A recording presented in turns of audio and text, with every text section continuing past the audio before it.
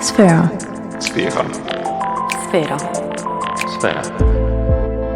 This is Hyperturismos, a podcast by Maëlle Julou for the Sphera project.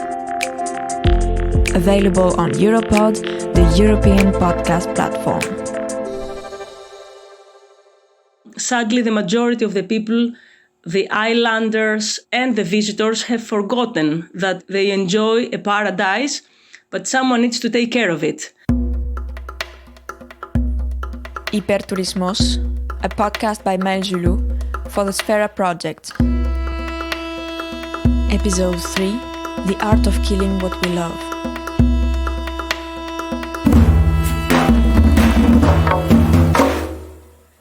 I wanted to understand better how the environment of Santorini was impacted by over-tourism. So I met with Annie. Annie is the director of the CPF, the Cichlidus Preservation Fund. Because of the fact that everybody loves to come to the Cichlidus, this means that there is a lot of pressure on these islands, pressure on the natural resources, pressure for water, pressure on waste, pressure even for the sustainability and the biodiversity, including wildlife of these islands, because everybody loves to have a home there. So a lot of new houses, this means less biodiversity, less wildlife. The reason why the Cichlidus Preservation Fund was created was exactly because we want to protect the destinations who are very popular. I mean, they're so important habitats that we would cry if we could understand the damage that we're creating without knowing what we're doing. Καταστρέφοντας λοιπόν το γεωπεριβάλλον. If we destroy that special scenery in Santorini, it is like cutting a part of our body. Θεωρώ ότι το πρώτο μέτρο είναι. I think that the main thing that has to be done is to stop building new hotels. Nikos Zorzos was the mayor of Santorini for many years. He is known to have made Santorini's sustainability the heart of his agenda. I had coffee with him on a sunny Sunday, under a pine tree. For him, the natural area of Lijjada is a symbol of what's going on all over the island. Lijjada is a very special, very unique place of Santorini. In a lawful state, the area of Lijjada would be a national park and any human action would be illegal there.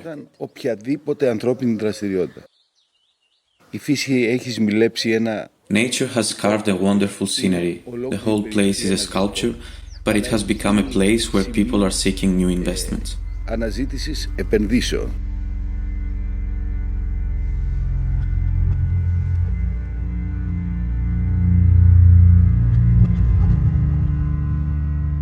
When I went the first time in Lijjada beach, what I first saw was an amazing landscape.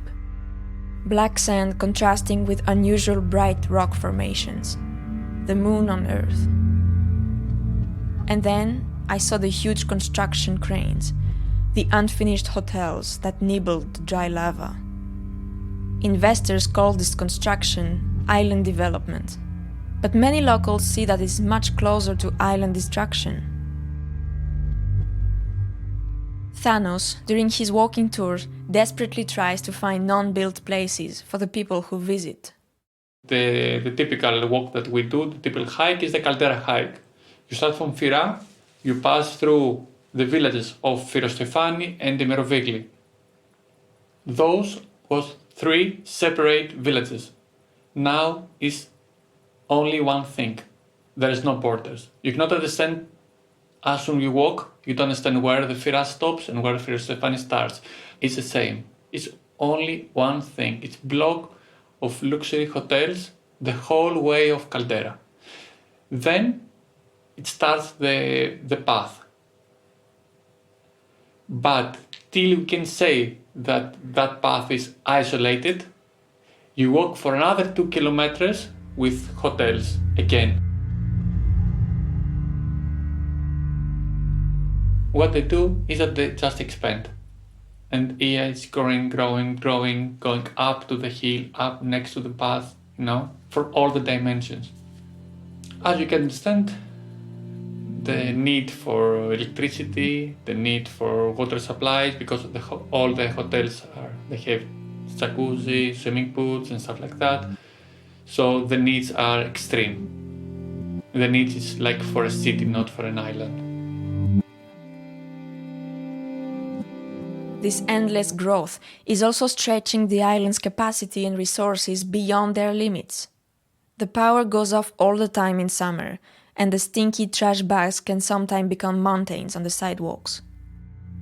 The production of trash has increased by 66% between 2010 and 2017, passing from 15,000 to 40,000 tons per year.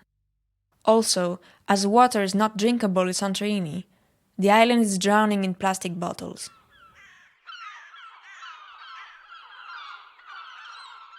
These seagulls you hear.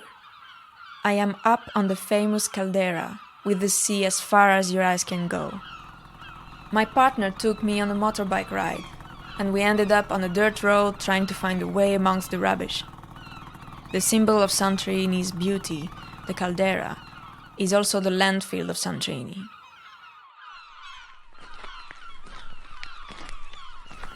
All we can see around is endless fields covered with trash. And this is a dream destination, they say. The trash is left there in the mountain, pushed off the cliff, waiting to be buried. Stray dogs and cockroaches roam around, trying to find their next meal. Half of the trash doesn't even have time to get buried. It's taken away by the strong winds of the Aegean into the blue sea. Wait, and what's this huge floating circle in the sea?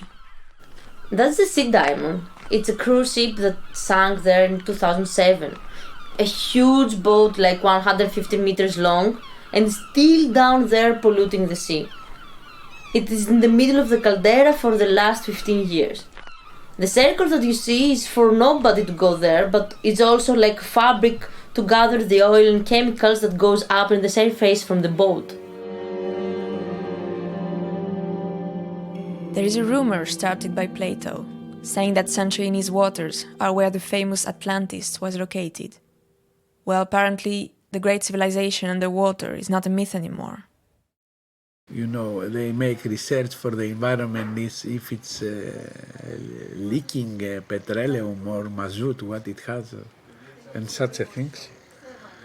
They try to clean the area, but also has many batteries inside. It has many things that is toxic for the environment. And before they were saying that is a toxic bomb in caldera of Santorini.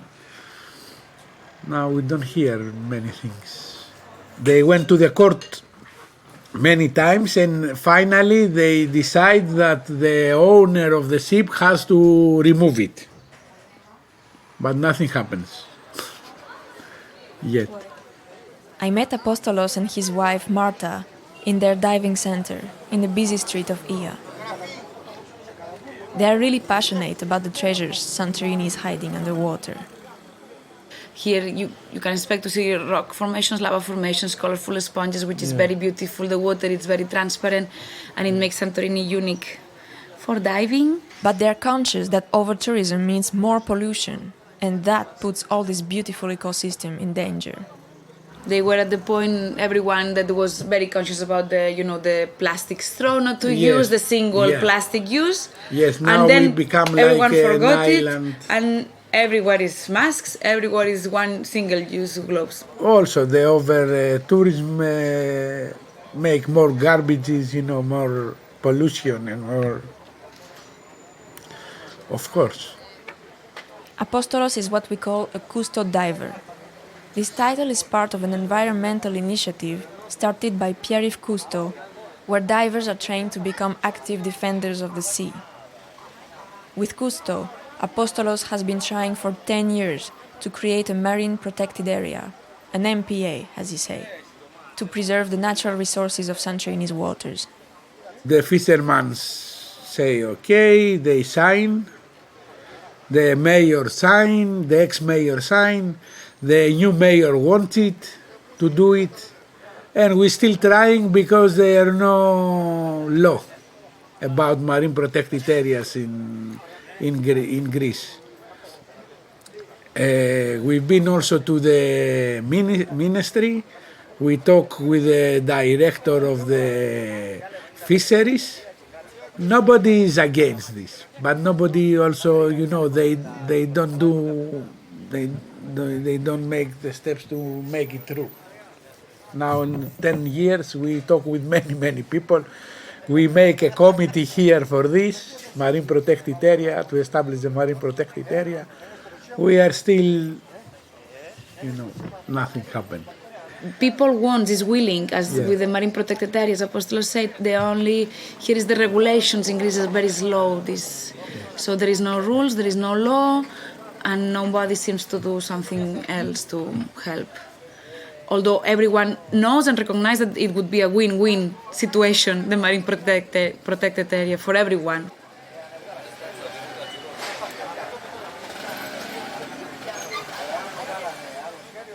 We try a lot on island. We've been also Cousteau been 3-4 times in the schools, like make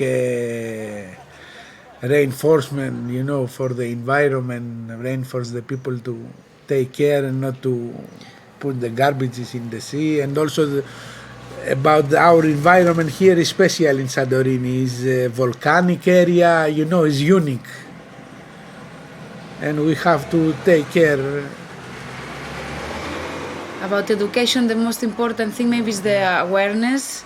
So they know the kind of fish we have, so they love them, so they try to protect them, as Cousteau always says, And actually, as I can see also in our daughter and many kids here, they are very aware. We go to the beach, Mama, look, a plastic, look, masks, like this, and they don't let you go without taking that piece of plastic. So I think that's very important from the future generations. Sustainability is a big word, but really, it's all about respect. Respecting the sea, the earth, and the life that exists on that earth. The thing is, how can you care to respect something you don't know anything about? In the next episode, we will learn the importance for travelers to unfocus from the view, turn around, and really get to know Santorini, her culture, her heritage, her essence.